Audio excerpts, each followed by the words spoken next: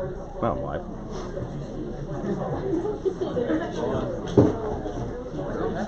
Good, how you doing, Aaron? When did you start riding together? I know.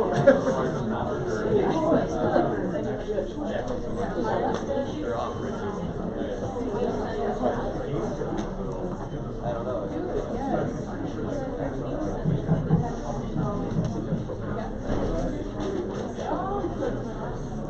Mic check. Can you hear me in the back? Yeah? Okay.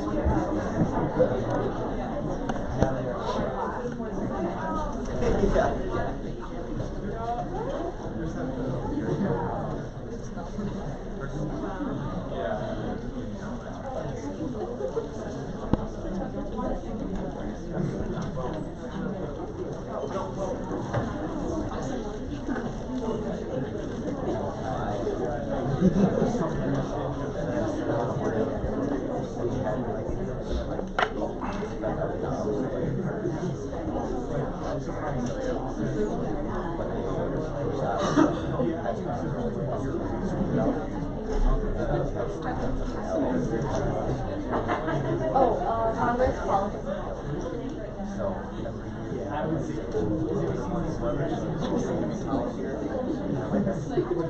Yeah. It'll reach the 40s by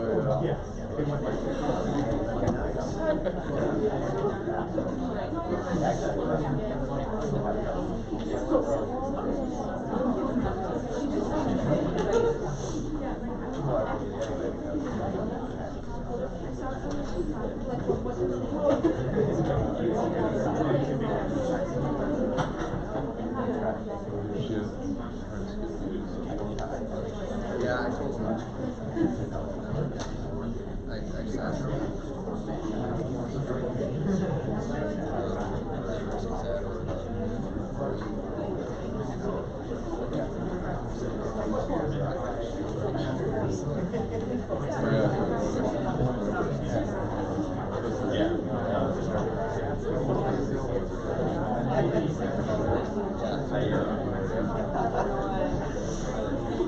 Yeah, I was kind of disappointed when he said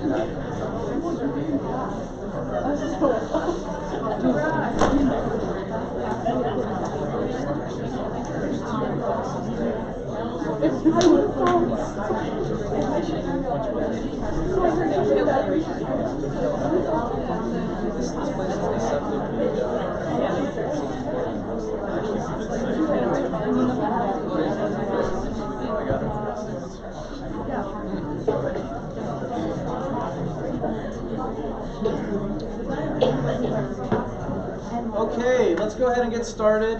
We only have 2 mics up here, so I'm actually going to just talk loud so that I don't have to keep taking the mics from our candidates up here.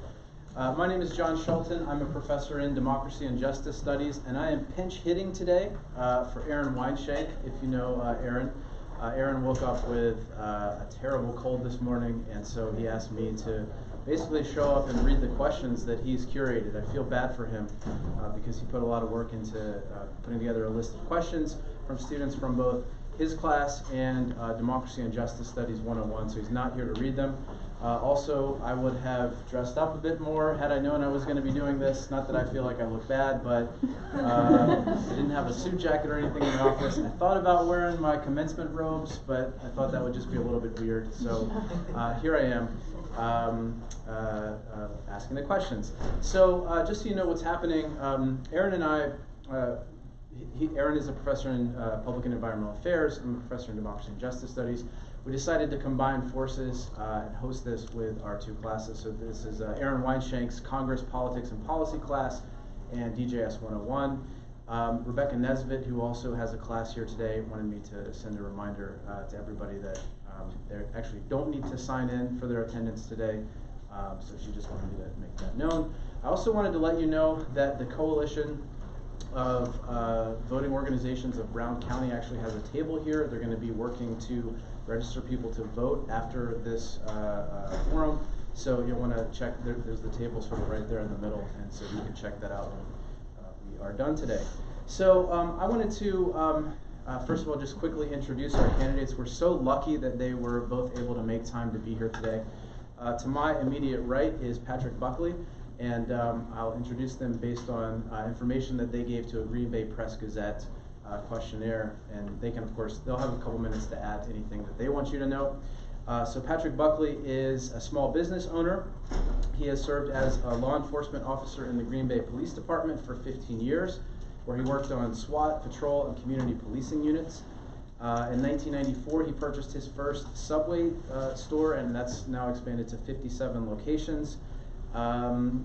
And he has previously served on the Green Bay City Council and continues to serve on the Brown County Board of Supervisors. We thank you for your service.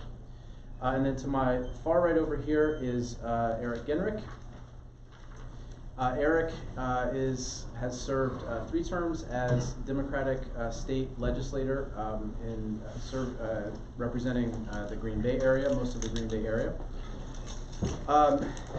He served on a number of committees, including the Assembly Committee on Urban and Local Affairs. He currently serves on Green Bay's Economic Development Authority, past board member of NeighborWorks Green Bay, former and future volunteer as a Big Brother, and a past reading tutor in Green Bay area public schools. Would you please give both of them a warm round of applause?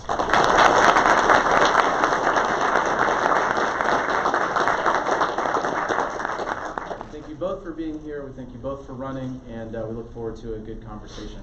We're just going to do this really as this was Aaron's brainchild here. So what he envisioned was sort of a forum format, so it's not really a debate. So we're just going to kind of have answers to these questions that students came up with, no responses to each other, okay? Because we want to get to as many student questions as possible, okay? So we'll start off by allowing, I should say one other thing. 2 minutes for opening statement for responses to the questions, and we have Kayla up here who's going to be our handy timekeeper, and she'll show you a sign that says 10 seconds left or time is up, okay? All right, so we will start with Representative Gengrich first, 2 minutes to introduce yourself, and then we will allow Supervisor Buckley to introduce himself, and then we will go into the questions. So 2 minutes. All right, well, thanks so much for having us. Thanks to Professor Shelton and Professor Weinshank, who's unfortunately able to be here, but really appreciate all the turnout from students. Always enjoy coming out to UGWB and discussing the matters of the day with students out here. Unfortunately, I am not a Phoenix myself. I'm a graduate of UW-Madison and UW-Milwaukee, but my dad is a graduate and is in the audience today, so appreciate him being here, and just really enjoy always being out to campus and having these conversations. So as John said, I'm Eric Gengrich. I served 3 terms in the State Assembly, representing roughly 3/5 of the city of Green Bay in our state capital. Really enjoyed my service down there, but I felt like this was a really pivotal time in our community's history, so decided not to run for re-election back in the fall and instead commit fully to running for mayor. And we've had conversations with thousands of people all across the city of Green Bay on their doorsteps and on the phone. And there are a number of issues that have really popped out or risen to the top. Of course, first and foremost is investing in our infrastructure and fixing our roads. That's something that I've heard about time and time again. But when I talk about infrastructure, I also talk about investing in green and renewable energies, our parks, pedestrian and bike amenities, neighborhoods all across the city of Green Bay. I think that absolutely needs to be the focus and will be for me. Also, continuing to grow our community and economy, and I think it really starts with centering an economic development policy on small businesses. We've heard from a lot of folks that there's some work to be done within the confines of City Hall, and of opening things up, making city government more responsive and helpful to citizens and small businesses, and so that's absolutely a commitment of mine. Finally, I think it's really important for the chief executive of the city to really model civil and decent communications, and so that has been, sort of a trademark of mine in the state legislature, and absolutely will be something that I'll be focused on when leading this city. So thanks again. Thanks very much. Could somebody close the door? There's a lot of ambient noise. I want to make sure everybody can hear. Appreciate that.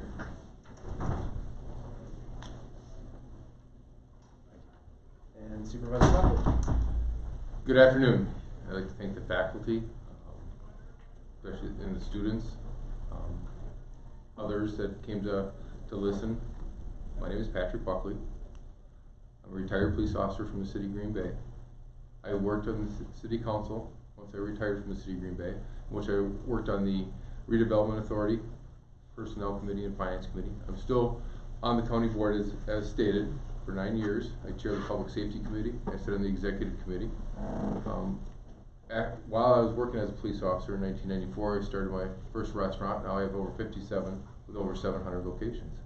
When I look at the position of mayor, I don't look at it as a job. I don't look at it as a stepping stone in my next political career. I look at it as how I, as a person, as a family, father, family of with 2 kids. One of them just recently graduated from UGWB. And a local business owner can make Green Bay the best place to live, work, and retire. And I think there's a lot of challenges, as stated before. We have an infrastructure issue, public safety issue. We've had more shootings and armed robberies in the last few years than we've had in several years prior. That's alarming. That should be alarming to everybody in the room. Economic development is key. I think with this office, we need someone that can step in day one that has an experience in development, management, public safety. And looking at the citizens of Green Bay, how can we make it the best place to live, work, and retire? But also we got to start looking at our budgets.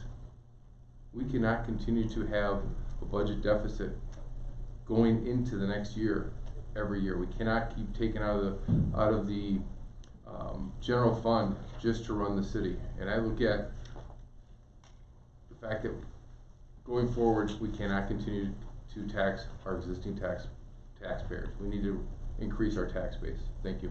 Thanks so much. So now we're going to get into the questions. Again, these are all questions that came from students in either Professor Weinschenk's class or mine. The first question, Supervisor Buckley, you'll get this one first, and then Representative Gengrich. How will you ensure that residents of Green Bay are involved in the decision-making process on issues related to that are important to the city? There's several different ways we can do that. First of all, they have elected officials with the city council. At any time, the citizens of Green Bay can contact their local elected officials, including myself. Before each council meeting, we need to have a public comment open to the public so they can come in and voice their opinion and be part of the process. There's different committees set up for various issues within City Hall. Again, they can be part of that. The city's always looking, as well as the county, is always looking for volunteers to step up and be a part of the process. So I think that there is ample opportunity for people to get involved if they so choose, and I would encourage that. Thank you so much. Gengrich. Yeah, it's a great question. So, of course, the mayor has appointment authority for a good number of boards and commissions. The Redevelopment Authority, Economic Development Authority, Planning Commission, a whole host of other bodies that do really important work for our community and for the city of Green Bay. So I think it's really essential that those who serve on those boards and commissions sort of represent the community of Green Bay, both as far as gender and socioeconomic diversity, ethnic diversity is concerned. So that's going to be a real focus of mine, is making sure that we do have a good cohort of citizens who are stepping up and serving the community in that capacity. As a part of my platform, I've also talked about holding sort of walk-in talks in every single neighborhood across the city of Green Bay. So bringing along folks from law enforcement, folks from the inspections department, myself and other mayoral staff, to make sure that there is a strong connection between myself and the everyday citizen who's living their life. Because I think it can be sort of intimidating to come down to City Hall and participate in committee hearings and the city council process. So it'll absolutely be a real point of emphasis for me to push out the business of the city into our community as much as possible. Thank you very much. The next question, and Representative Gengrich will get this one first.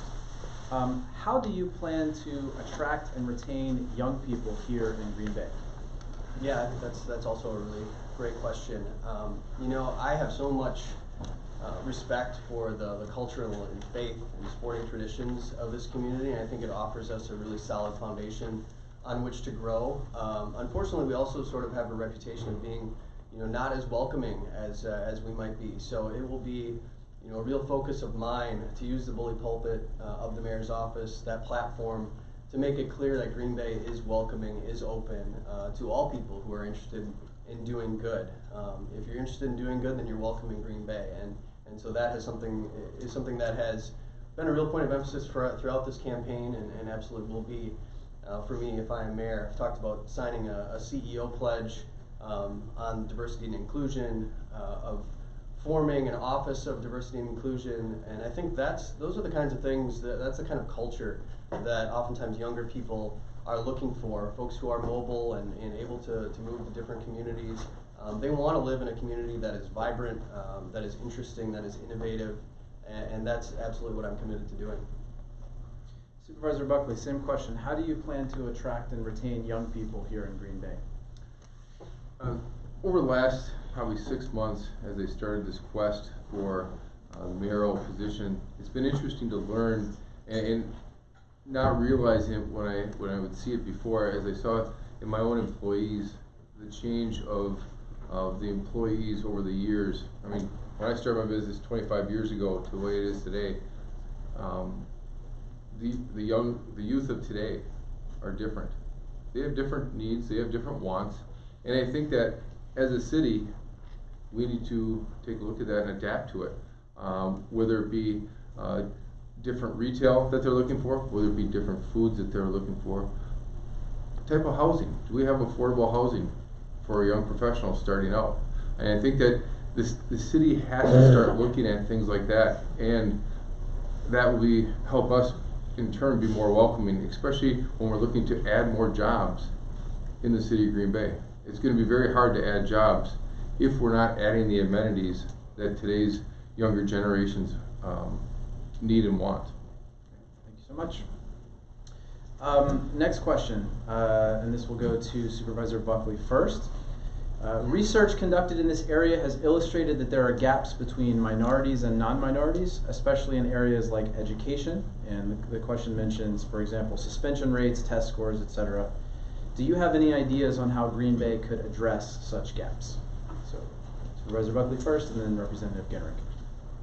From the education standpoint, the city of Green Bay does not oversee the Green Bay School District. However, I think the city needs to be a part of their processes as far as communication with them.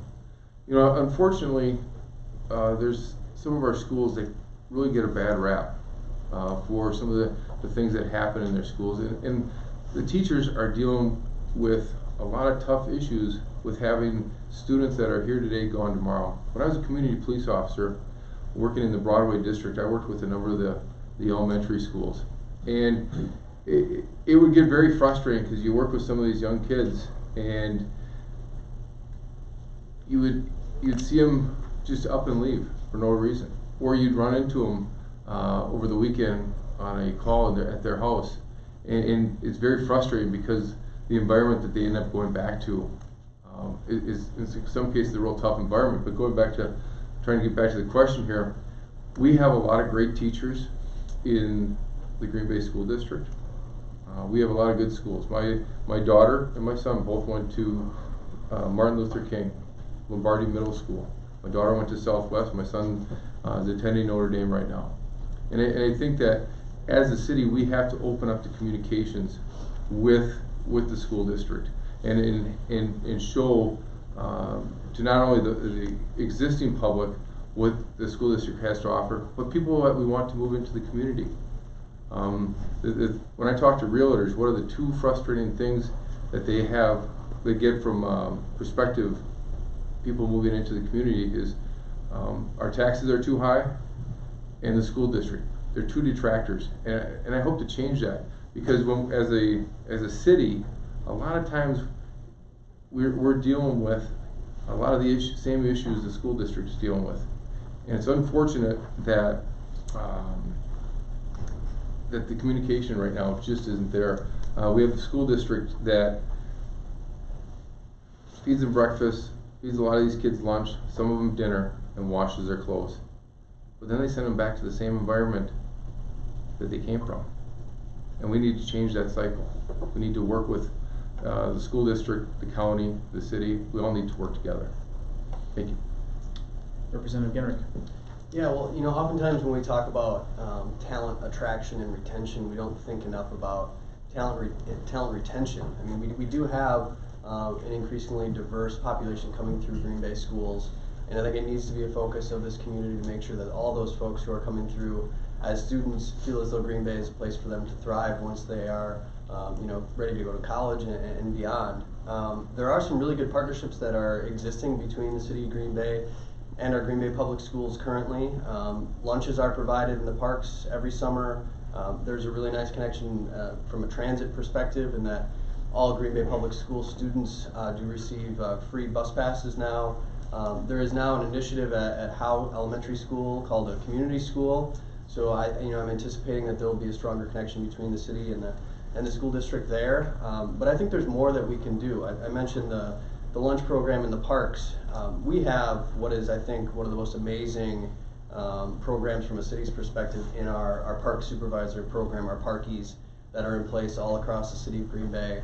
Would love to really partner up with Green Bay Public Schools to get kids involved in that park supervisor program who might ultimately have an interest in being an educator ultimately, because I think a lot of those gaps tend to be because we don't have a diverse enough faculty. My wife is a special education teacher. She's doing great things in Martin Luther King School every single day. Our kids are in Green Bay Public Schools and have nothing but great things to say about our public education system. But it does prove to be very beneficial for students of color to have role models who are in their classrooms and teaching them every day. So I think that absolutely needs to be something that we're focused on. Before we move on, I just want to make sure, can everybody hear in the back? Allie, can you hear? Yeah. Okay, good. All right, just make sure. Okay, so next question, and by the way, I can tell that this is Weinshank's question, so bear with me here. Remember, I'm just reading this question. The 2016 Brown County Life Study, you worked on this, I know, indicated that roughly 1/3 of area residents feel that the growing racial and ethnic diversity in the area is having a negative impact. Do you think that local elected officials should play a role in countering this attitude? If so, do you have any thoughts on what we could do as a city to promote the importance and value of having a diverse community? And we'll start with Representative Gengrich. Yeah, these are a few things that I've already touched on, but just to reemphasize what I've said previously, I think it's really important for the mayor to be somebody who is bringing the entire population together and really focused on what we share in common, because obviously that is so much larger than what divides us. And so we need to have somebody in that position that is really interested in opening up Green Bay, to making Green Bay a place that is interesting, that is innovative, that is welcoming, to many different points of view. I've said before, Green Bay does not necessarily need a liberal mayor, but we need a liberal-minded mayor. We need an open-minded mayor. We need somebody who is very much interested in recruiting and retaining that talent that is so essential. And that talent doesn't maybe look like what it did 25 years ago. We are an increasingly diversified community, and I think it's a real strength. And we need somebody in there who is excited about that, who can be a celebrant of what this community looks like today, not just what it was 25 years ago. Thank you. Same question, Supervisor Buckley. Could you reread the question? Yeah, absolutely. You're going to make me reread the longest question, right? The 2016 Brown County Life Study indicated that roughly 1/3 of area residents feel that the growing racial and ethnic diversity is having a negative impact on the area. Do you think that local elected officials should play a role in countering this attitude? If so, do you have any thoughts on what we could do as a city to promote the importance and value of having a diverse community? Well, I think it's important to have a diverse community, and Green Bay does, and it's ever changing. Like I said, the community of 25 years ago, 30 years ago, is far different from what it is today. Interestingly, on the study, to my knowledge, it hasn't been brought to the city council or the county board, and it'd be really interesting to see it brought to us. And I think that I have Megan over there saying it was brought to us, but I as This past fall it was. a county board member, it wasn't addressed. It was not addressed with the county board. So I look at what they can do is first take a look at the study, educate themselves on the topic, and then bring some people in. Talk to some people from all walks of life, all parts of the city, and see what do we need to do. What are the issues out there, and how can we combat the issues? Having a very diverse workforce with over 700 employees, we've had to come together with different people in my office, bring different employees and talk to them on how we need to operate. In my company alone, it's an everyday changing process. Great. Thank you so much. The next question, and Supervisor Buckley will get this one first. Safety is an important concern in many cities across the country.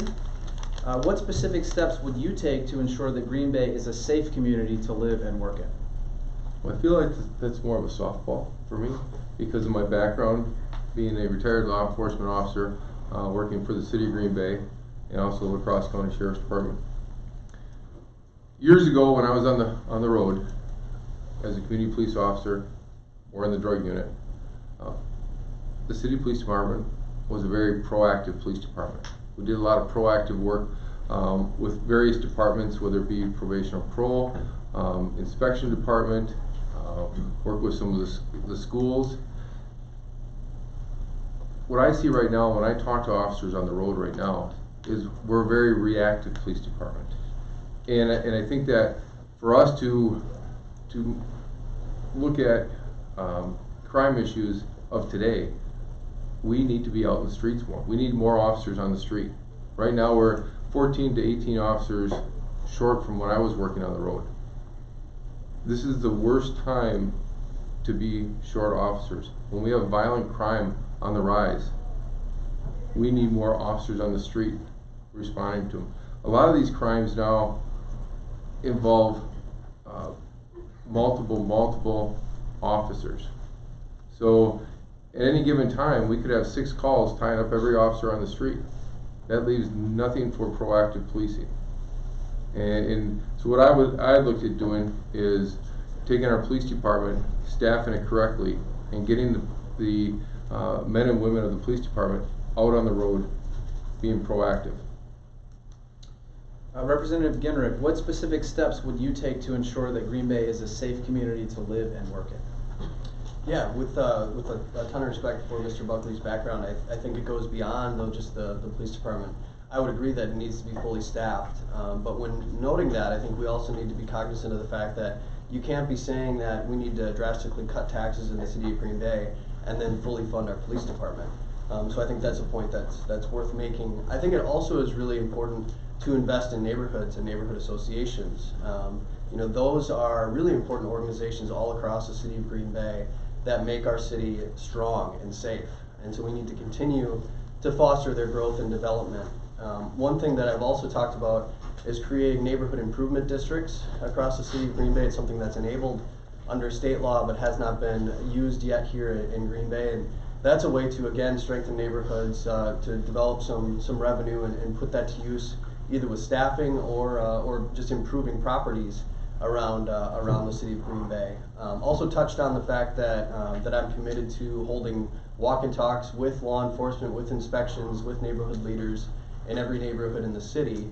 And I think that too shows that we would have a mayor, we would have a city hall who is fully invested and paying attention to the safety and quality of life in every corner of our city. Great, thank you. So remember, these are student questions, except for the one from Weinschenk, I think. All right, so this is not me talking. I don't know if a student wants to fess up to asking this question. But one time I took a bus from campus to my destination in downtown Green Bay, and it took 2 hours. How do you think we could improve the bus system in Green Bay? And we will start with Representative Gengrich. Yeah, it's a really tough question. We've seen declining support from the state level in recent years, and that's made it increasingly difficult to have a fully functioning transit system. I've taken the bus within the last 6 months or so. Took the kids down to the downtown Y, and in that situation, it's just from our house on the near west side. It's probably less than a mile or about a mile. You don't have to transfer, so it's fairly easy to do. But if you are interested in getting from the far east side to the far west side, or from the north side of town down to Alloway or something, it's going to take an awful lot of time, and so that's a real barrier to people who need to get to employment, who need to use the bus to get from point A to point B, not just for leisure, for a Saturday trip. So unfortunately, there's not an easy answer in the era of tough budgets and levy limits that are in place on local units of government. But our governor, Tony Evers, has put in place, I think it was a 10% increase in local transit aids. So that will enable us as a city to provide better service to residents. So we need more of that, and we need to also encourage dense development in housing. We need to further encourage businesses to be locating in the city of Green Bay. When you have density in that regard, it makes it easier to move people from point A to point B using transit. Thanks very much. Supervisor Buckley. Yeah, that is a very difficult question to answer, especially as stated that the funding for the bus service, for the transit, is not where it should be. It is getting more expensive to run the buses, and to put it simply, we have a lot of routes that, and in some cases, some of the routes have gone away that haven't been heavily used, and I think that we need to encourage more ridership.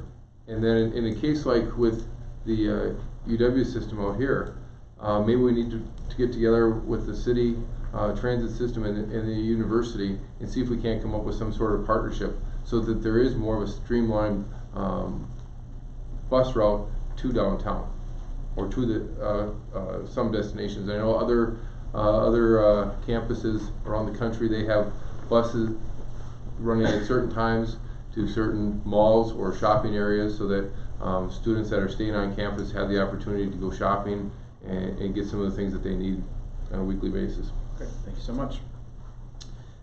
This question kind of relates to, it's kind of an interesting transition from the bigger kind of budget discussion, I think, that we've been having that's been implicit in some of the questions. What, if anything, and we'll start with Supervisor Buckley here, what, if anything, do you think the city of Green Bay spends too much money on? Spends too much money on? Well, I know they don't spend enough money on roads. Too much money. Majority of the budget, 90% of the budget, is salaries and benefits. So I think really right now we need to focus on, as a city, take a deep dive into City Hall and with each department head go through the departments and make sure the job descriptions and the people are in places, or sorry, the right places to do the jobs that we expect them to do. And I think that in some cases, over the years, some jobs have become obsolete. Years ago, we used to have to manage by a contract. Before Act 10, it was management and contract. As a union rep for the police department, everything that we did was dictated by a contract. After Act 10, the contracts went away. So department heads no longer manage a contract. Now they have to manage people. In some cases, department heads didn't know how to manage people. In some cases, we still are trying to run departments the same way we did 20, 30 years ago.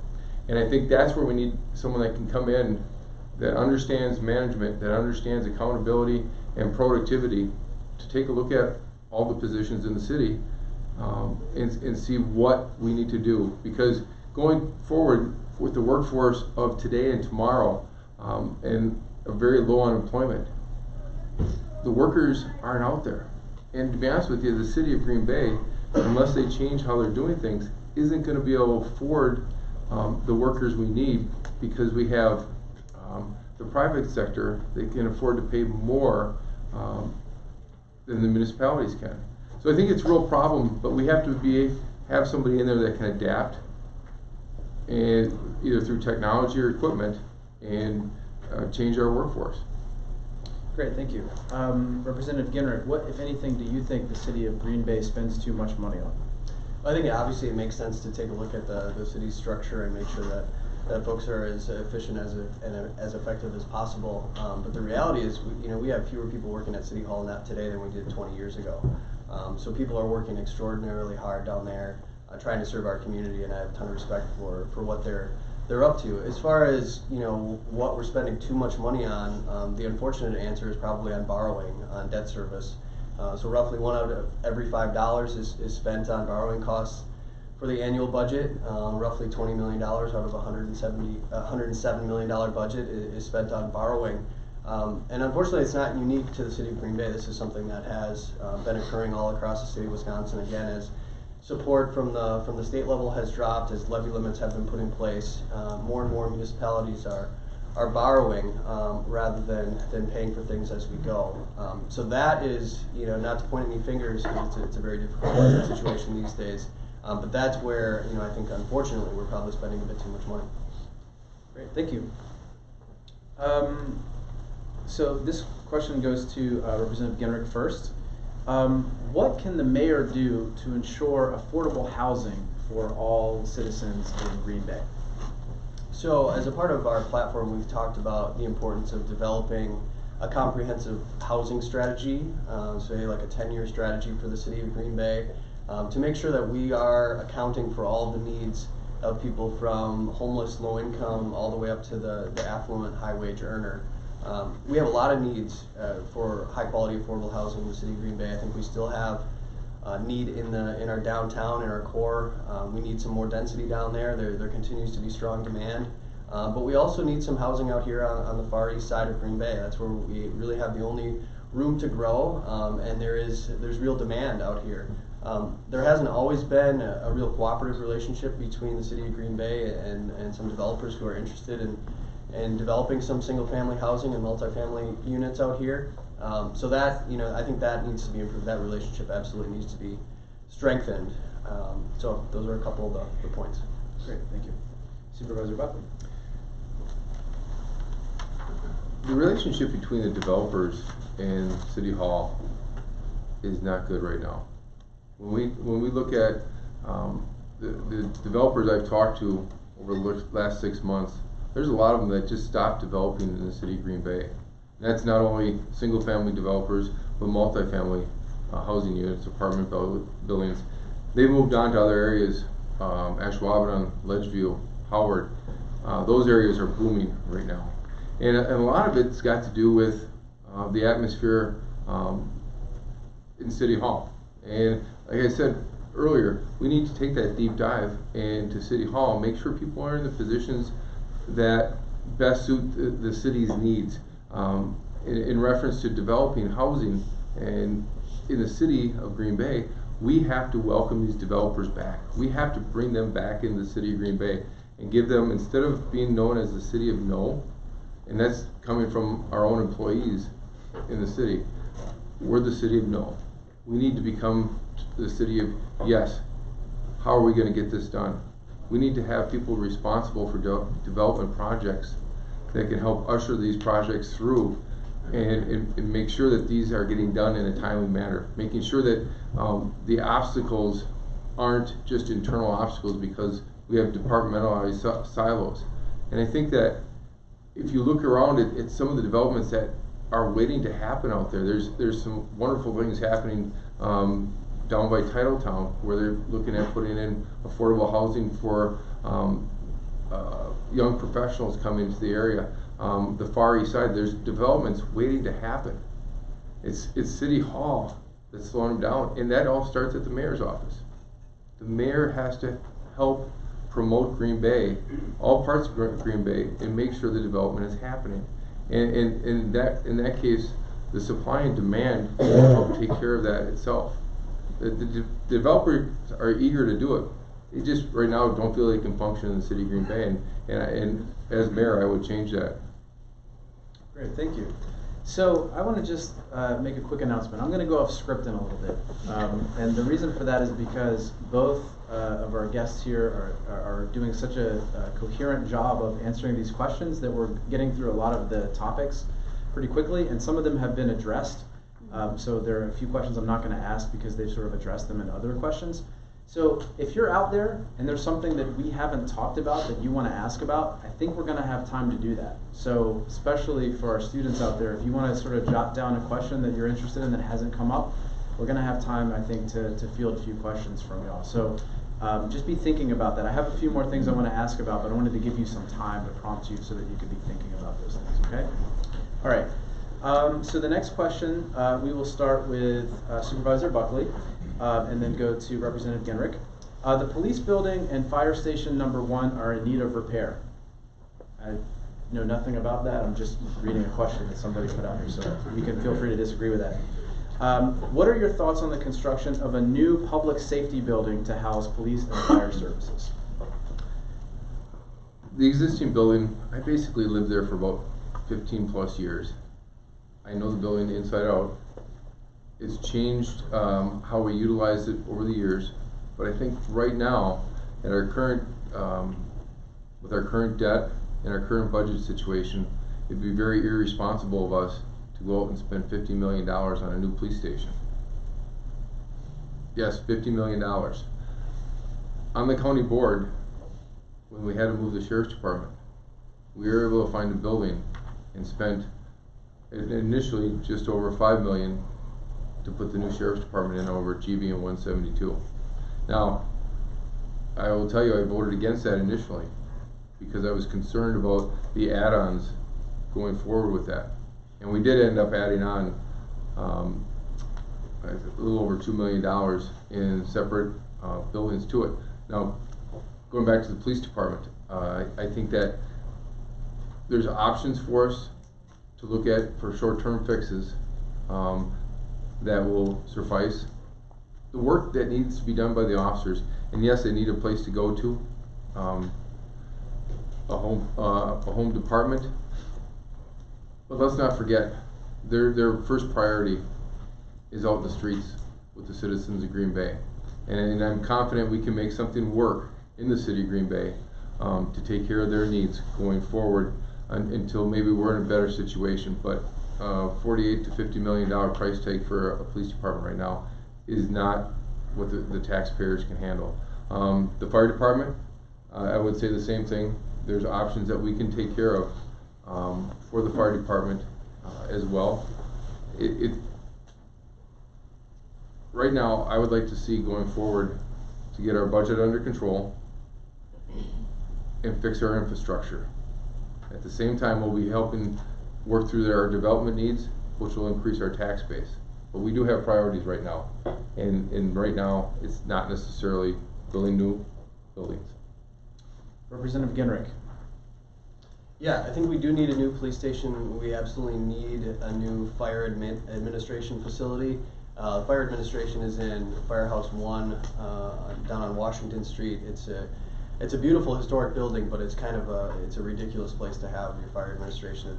You got a tiny little staircase going upstairs. You have to ring a doorbell just to get inside. So they need a new facility. We do need a new police station, as I said. But I think the first step is developing a comprehensive capital improvement plan and program that really gets this inventory of needs on the table in a transparent, accountable way, so that residents and taxpayers all across the city have an understanding of what needs to be dealt with.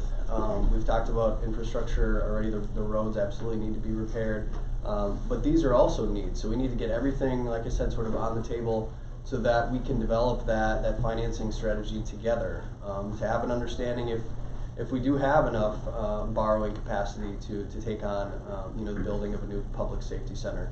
I think those are the questions that need to be answered before we take a definitive stance and say, no, we can't, or yes, we can. We simply don't have all the information in front of us. Even from an administrative perspective, let alone from the citizenry's perspective, I think we have a lot of questions that still need to be answered. Great. This will go to Representative Gengrich first.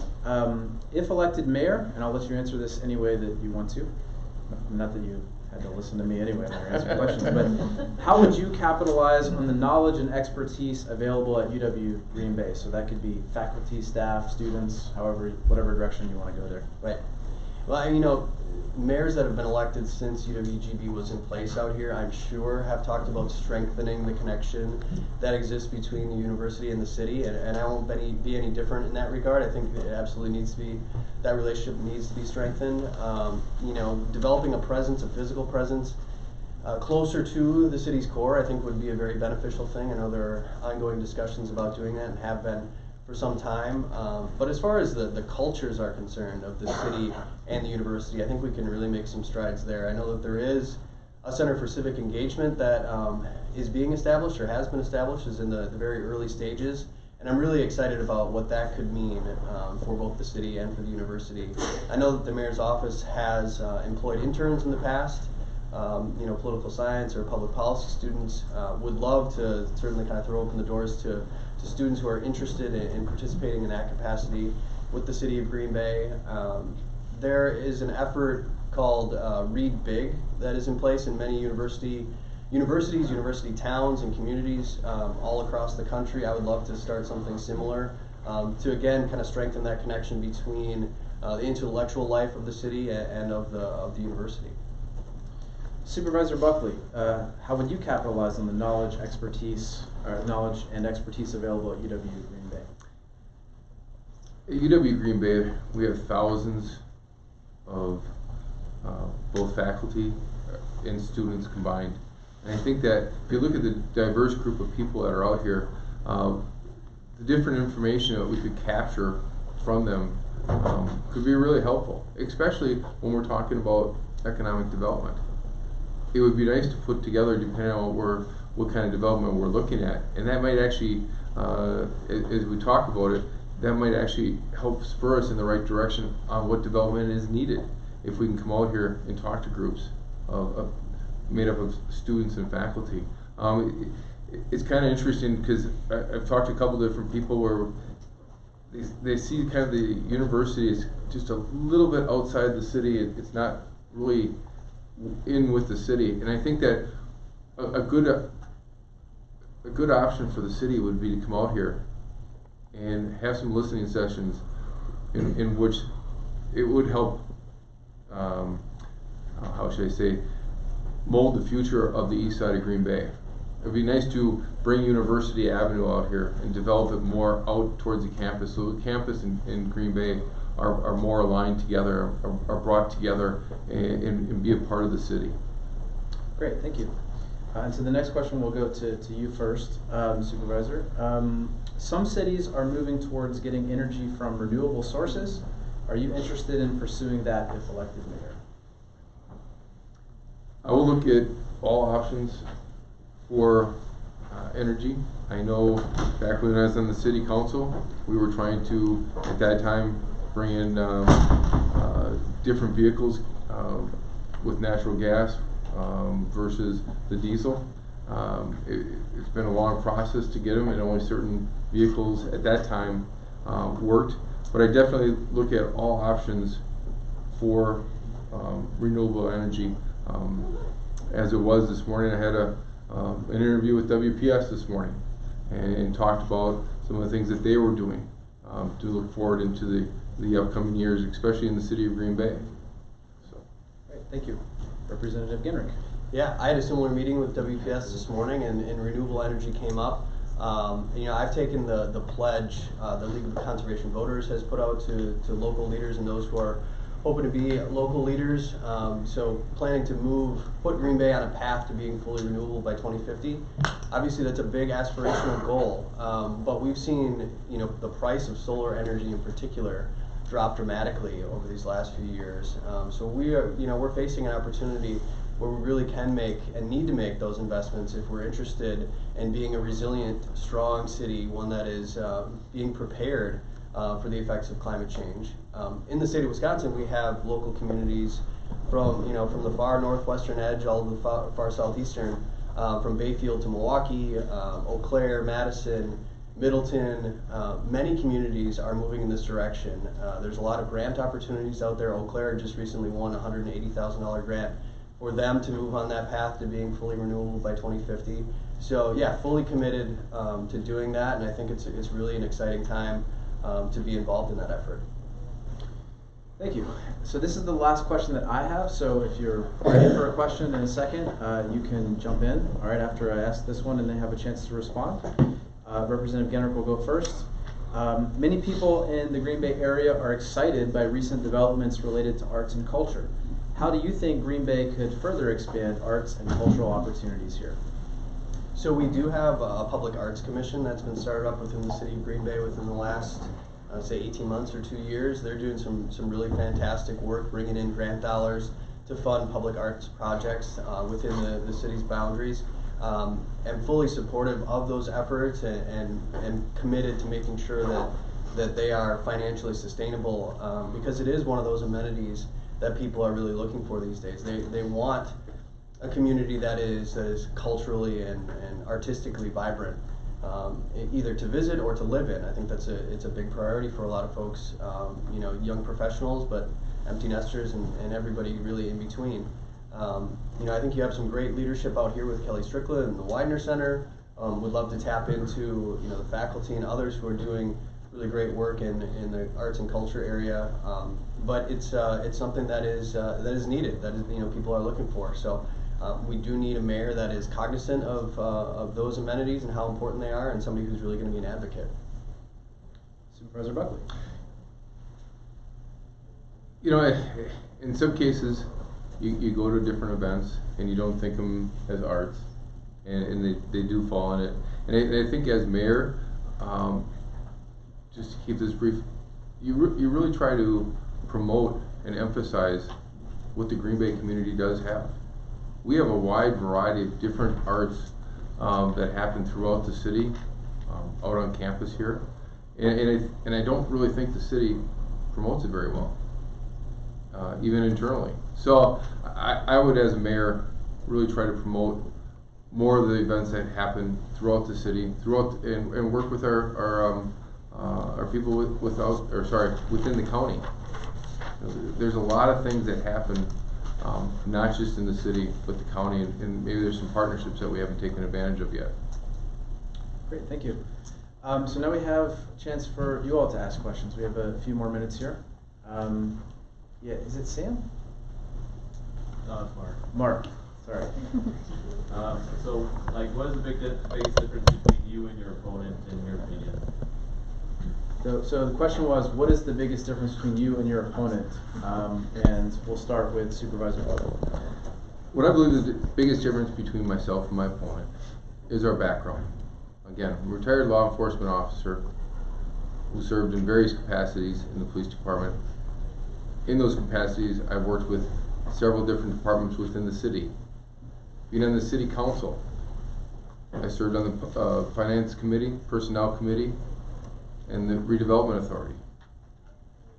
Serving on the county board, I chair the public safety committee, and I sit on the executive committee. I also have owned my own business for 25 years. over 700 employees. I've managed, I've developed, I know what it takes to run the city. I've been a part of the city since 1990. And I really think that's huge going into the mayoral's position, because I am not a politician. You can tell by my answers, I'm not a politician. I'm a father, I'm a business owner, I'm a taxpayer in the city of Green Bay. And I'm looking to just take the city of Green Bay, make it the best place to live, work, and retire. Just to be clear, if you serve in public office, you are a politician. So, just as a semantic point. But I think the thing that really distinguishes the two of us is the fact that I have a strong vision for what the future of our city can look like. I've spent a lot of time putting together the platform that we have available on our website. It's a 7-page platform. It's probably the most comprehensive document that any mayoral candidate has ever put out. My opponent has about 3 bullet points on the website. So I think it's really important that when voters are taking a look at the choices that are available to them, they're cognizant of the amount of time and effort that we have both respectively put into this race. I conducted listening sessions all across the city of Green Bay. I've knocked on thousands of doors, made thousands of phone calls, and that matters. It matters the kind of vision that we are articulating, the kind of city that we want to see for our kids and for our grandkids. This city is not the one that it was 25, 30 years ago, and we need somebody in the mayor's office who is comfortable with that change, who is excited about where things are and where things are headed. And I think it's a pretty stark divide, the choice that you have in front of you between my opponent and myself. Emily. Do you guys have any plans or ideas of how we could clean up and utilize the Fox River and the Bay to add value to our community? Yeah, Go ahead. yeah, that's a great question. We've made a lot of progress over the last few years cleaning up the Fox River from where it was a couple decades ago to where we are today. I think there's a lot of exciting talk about bringing back the beach, making it a swimmable beach at Bay Beach. So I'm fully supportive of those efforts. I think allowing people greater access to the river oftentimes makes people value it in a more real capacity. So I'm excited about those efforts. I think the East River continues to be one that is sort of neglected and underutilized. I think that could be a real asset for folks on the east side of Green Bay. There's an East River Trail that unfortunately has been in the works for like 15 years. Would love to see that actually get done in a short time scale. So yeah, I think there are a lot of efforts that are ongoing. The county executive recently just announced a partnership between 3 other county execs within the region and the Oneida Nation focused on clean water. So excited about those efforts and very encouraging of them. Yeah, we've been cleaning up for the Fox River for a number of years.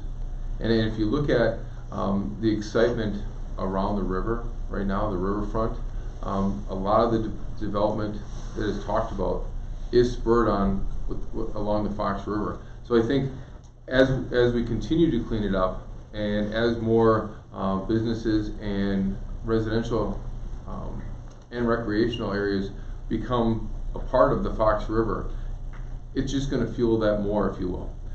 There's the cleanup at Bay Beach to make that swimmable, but I understand that it's going to take quite some time to do that, but that is underway.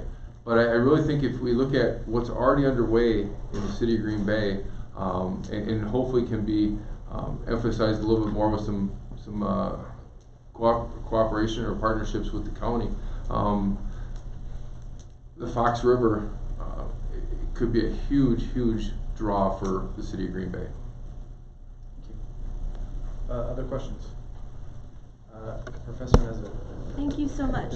Supervisor Buckley mentioned the rise in shootings, and that's unacceptable, and I completely agree with him. So the common element, I assume, the only common element that all of those shootings had was misused guns. So how would each of you combat the misuse of guns in Green Bay? Supervisor. Could you just please explain the misuse of guns? Guns, I assume that when you say that there's a rise of shooting, we're talking about guns not used by military personnel, by police officers doing things they ought to be doing, and so on. If I'm understanding the question right, yes, there's been increase of shootings for, a lot of times it's drug related, or if we're talking about the armed robberies, things like that.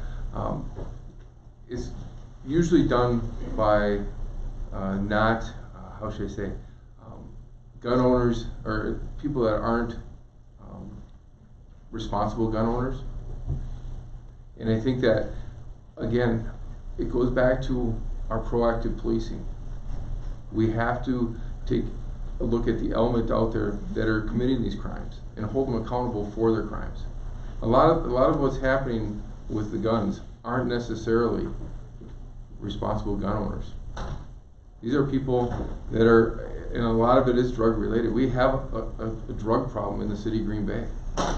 We have to address that, and because that creates other problems. So I'm not sure if I answered your question there, but it is not responsible gun owners that are committing these crimes. Representative Gengrich. Yeah, well, as a legal point in the state of Wisconsin, local units of government can't pass laws that are more restrictive than what is on the books at the state level. So there's not a whole lot that city council or the mayor could do to change gun laws. But I think there are some gun buyback programs, that have been successful in other areas, and would certainly be interested in pursuing that. I think it is important to point out, though, that Green Bay is an incredibly safe community.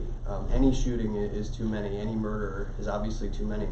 But we went through a period of 18, 20 months without a murder in the city of Green Bay within these last couple of years, which is really remarkable for a city of 100,000. So I have a ton of respect for the job that the police chief is doing, that the officers are doing every single day to keep Green Bay safe. And obviously you're interested in making us even safer, but it's unfortunate, I think, to mischaracterize what Green Bay looks like, because we are not an unsafe community. Other questions? Yeah. Alright, what is your experience working across the aisle, and how do you plan to do so moving forward? The question was, what's your experience working across the aisle, and how do you plan to do so going forward? And we'll start with Representative Gengrich. Yeah, I feel as though I have a really strong reputation of working with folks on both sides of the aisle. Down in Madison, in my capacity as a state representative, I was able to author 4 bills on my own as the principal author. Was a co-author, principal assembly co-author of another 5 bills when I served down there, which is a pretty strong record considering I served in the minority with a Republican governor. So I think it's indicative of the fact that I have been able to work with folks on both sides of the aisle, and we'll continue with that spirit in City Hall. It's a nonpartisan office. This is a nonpartisan race, and I've really taken that to heart. I have a lot of support from folks on the conservative side of things, from business owners and the like.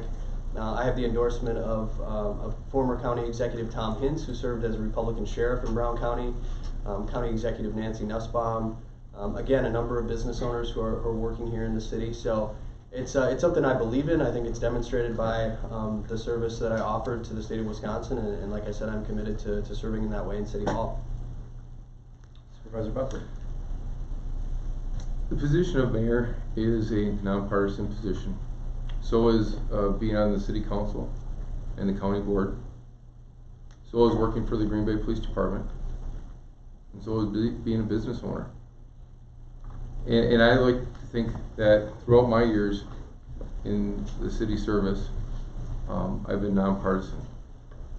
If you look at votes I've taken on city council, I'm sure people will, and on the county board, there's numerous times that we've come together to pass different ordinances, different resolutions to help the community as a whole. And that's what we're here to do. We're here to work not as a partisanship, not to take in a lot of times when you're looking at state government or federal government right now, it's very divisive.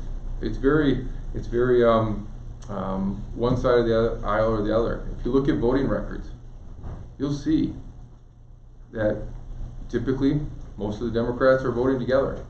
Same with the Republicans. But if you look at city council, county board, we have to work together, and that's the difference between local politics and state and federal. We have to work together to get things done, or things don't get done at the city or county level. And I've demonstrated that, excuse me, in the last 9 years as a county board supervisor, prior as a city councilman. Great, thank you. We have time probably for one more question. I'm going to have each candidate give a closing statement in just a second, but we have time for one more question if somebody else has something. Yes? What do you think Green Bay's greatest strength is, and how would you use that to better the community? Question was, what do you think Green Bay's greatest strength is, and how would you use that to better the community? And we'll start with Supervisor Buckley. Green Bay's greatest strength.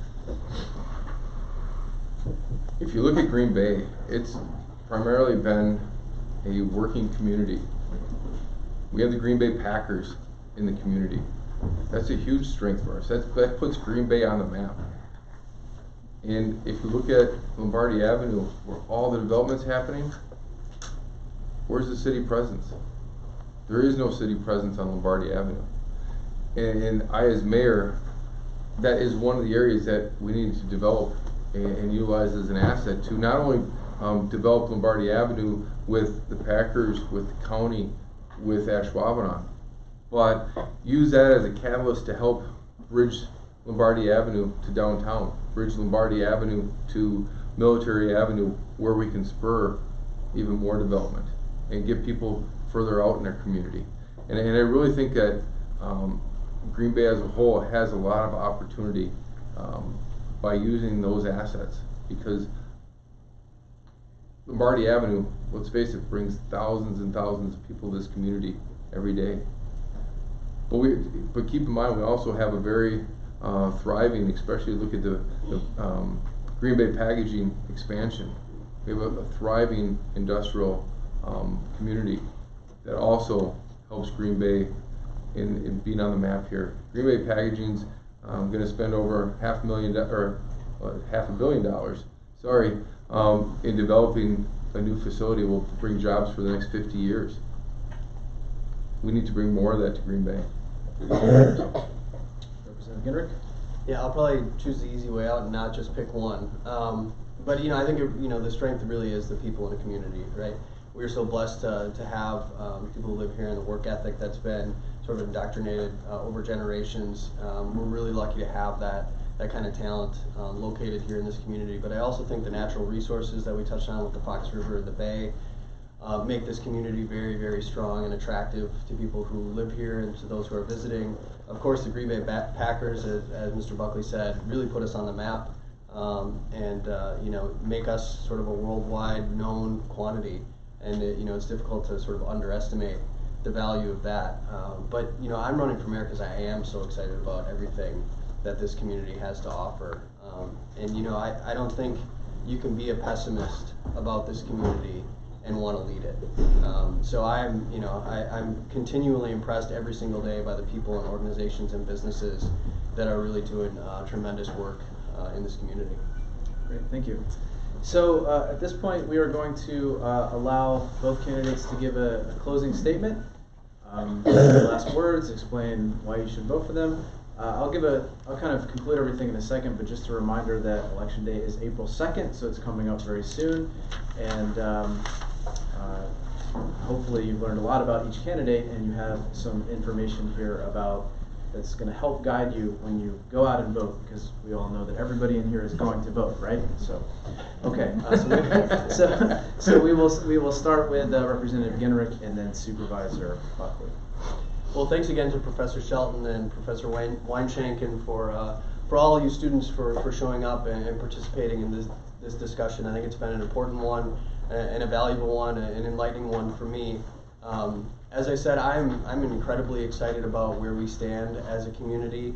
I've spent this last year really running this campaign, and I've been most impressed by the people who have stepped up to participate in this effort. We kind of, as candidates, we bring our own strengths and weaknesses to the table, but I can definitively say that my campaign is the strongest, best organized, consists of the most amazing people in comparison to those that have stepped up. So I'm excited about these next few weeks. I will continue to articulate a really optimistic, hopeful vision for this city, because that's how I feel, and I think that's what voters are really looking for, is somebody who believes in this community, who believes in the power of government to do good things for people in the city of Green Bay. So looking forward to future discussions. Thanks to my opponent for stepping up and having this conversation today. And I'll just close by saying, you know, I'm the only candidate who's the same age as the coach of the Green Bay Packers, so I think that should come for something too. Thank you.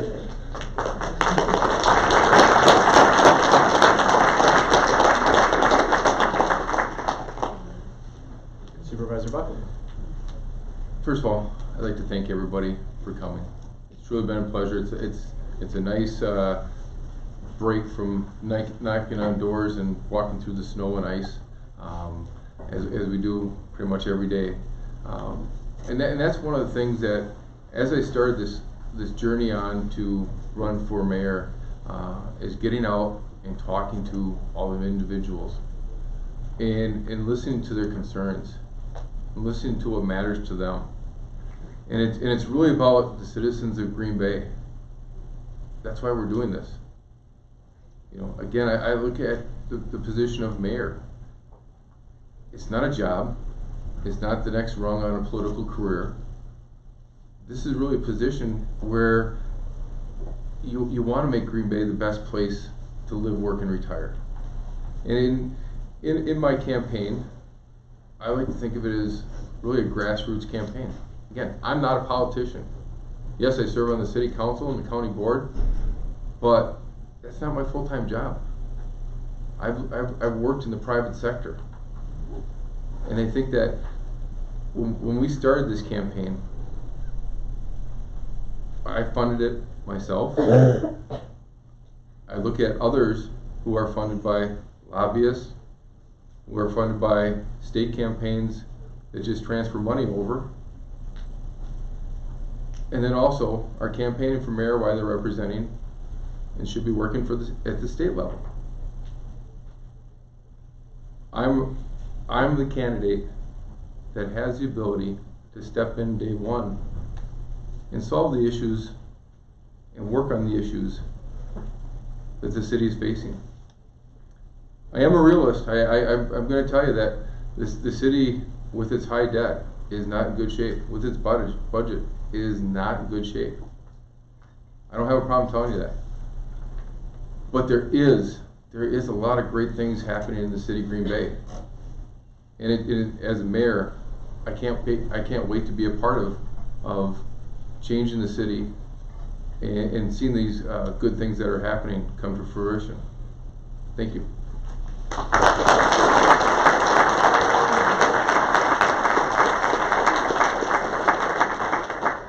Once again, thank both of the candidates for being here today, and I want to thank them for running for office. Hopefully you're all aware of how much work it takes to run for office, so this is how a democracy works, right? People have to participate, from people who run for office down to the people who vote. So if we could just give both candidates one more round of applause.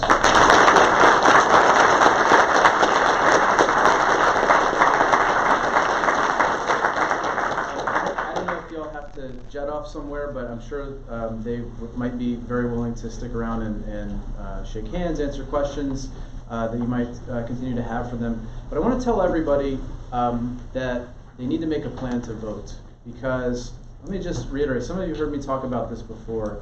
You know, when this country was first formed, most of the people, in spite of the promise, right, which is what makes America pretty great actually, is the promise that everybody participates. People have had to fight a lot through the years to ensure that everybody would be able to vote, right? So when this country was first formed, actually most of you in this room, just about everybody, unless you had a substantial amount of property, you would not be able to vote in just about every state. As recently as 50 years ago, most of you who are under the age of 21 would not be able to vote. It took people fighting for those rights to be able to participate in our democracy. So whether you, whichever one of these candidates you go out and vote for, please make a plan to vote. Okay, we've got Covo. Covo has a table right back there. Those are our handy co-founders of Covo right there. Co-winners, by the way, of the Press Gazette People of the Year for the number of people that they registered with last year.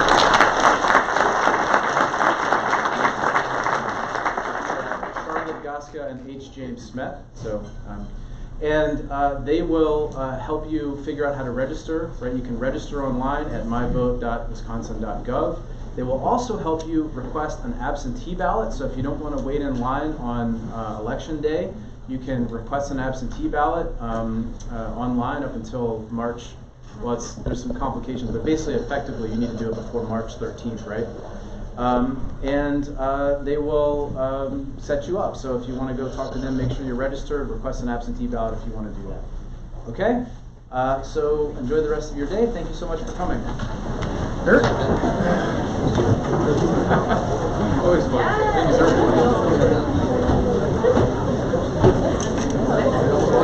Go ahead. You want it?